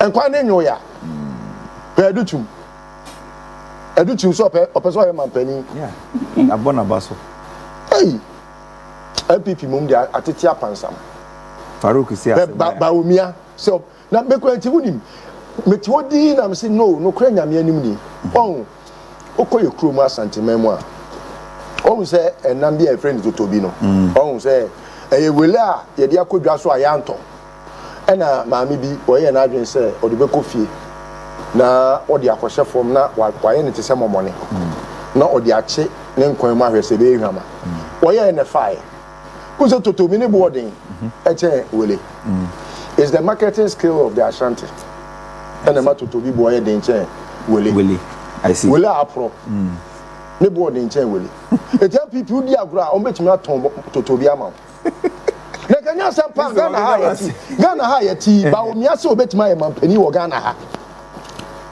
vice president kekekre de ma o say the vice president wo say ya ma kwan na hwan na ba mampani o be ma kwan wo Ghana ha okay who cry now the back didn't stop with you no go say ya ma kwan na afei back ni be stop with you and when na Ghana ni be na be ma wo kwan Akufo do ye ma ne kwan ya ma ne kwan oh eti no you can see from afar say party no atetia pansam and na say nipa benya ahobrase ne ensi yomu nukredie mu agye atum say ya party dia atetia pansam eti efi na kremu mi ensesa ya kwan na yenko sese akwadwofo a omo kontate anchen na yakosua na kwan na yehunu nyansa nye dia boy bra no omo ntena se nye saa o saa ne oma omo ye a ma party na nim gu ase no e say wa beto atum 31st January obey election party ko grassroots ne kotie obi anim say by force we person dey ba omi aba okay me no enya me ya mani beje papa omo fa ba omi amra obe say die mia de to so mienu ba ko no tase na ye no we de mesi na ni so be bri no ma obe twa hwe se konfo listo ma me na wase de to so biem ma me na wase ma no sie no Oman Penny John Mahama NL asema me de betu Ghana mesre no se onkum oma sebi na ni nko ho na nkofo ewie sika eko omo abotom okay at the expense of the state yes ka the bumai yes ka the ayoma ye me da se NPP track record back no me da state capture no omo capture everything enterprise of Ghana we stress omo mani NL sense we dey move fan chemi ye brain ntino ye last topic na na sanke koso no unfortunately ye ntimi enkoso ntino move fan chemi I'm sure say next week Thursday no we'll make ample time and look into the matter. Listowel Nana Poku or ye executive director the Good Governance Advocacy Group Ghana onona yete ne no sanso na yete Ivan Kyei Innocent or a youth activist and a social commentator and also yete ne once again you know yete Farouk Osman or your NPP just a word 30 seconds but the one say my boss I say party no na your party are no it is how can we share now we declare partners criminals even them we share criminalities now say you know we share say na bia ya ba here now we are criminal once means is at this massacre my bravo we need to a whole party wa don ma nti o say agona nko ni ya ma wa o say enye e bia na dey open no bia we nya na that time nti na bia and then the penny of he was part of the criminals okay top notch Ivan it's only fair that I give you Ivan it's only fair that I give you 30 seconds nibi na fair wrap it up after Gufo na get different criminals my Ivan in wrap it I think say media mema ya titi na mem we no mem have condolences because we're losing the papa and I think it's sad so because it's a period a very tough period exactly losing your father there I know this to be obiano yesterday at one way first condolences to her the family exactly the team on my Ghana nkoso ye nyina the crew ye ne ye tene mu ama no ni de kekeka ho nyina no ye wo hye no well ye bon paise yakopon emboa no in this very difficult moment said ebeya obetim na wa back a bit na so na bibi anso akoye Solomon Wusu nso e by movement for change communication senior communicator for the movement for change and so e by bibi ntina say osori so na okudis jumedu obebi like I said Farouk Osman NPP communication team member on so yeda na sese obekansa dwumede no yede sia ne sa messages ne do so mo fan chemi embre ni ntimi nkan ya bade yakopon ya aduma ekina yeshia bibi anso ebekoyi na yede ama mamenda odisheba kofi esuma mini abema meneno ati dwumede so mamenda na se ono so ebe pass na anode ti be obi ano yesterday at one way first condolences to her the family exactly the team on my Ghana nkoso ye nyina the crew ye ne ye tene mu ama no ni de kekeka ho nyina no ye wo hye no well ye bon paise yakopon emboa no in this very difficult moment. Said Ebeya, Obitimina.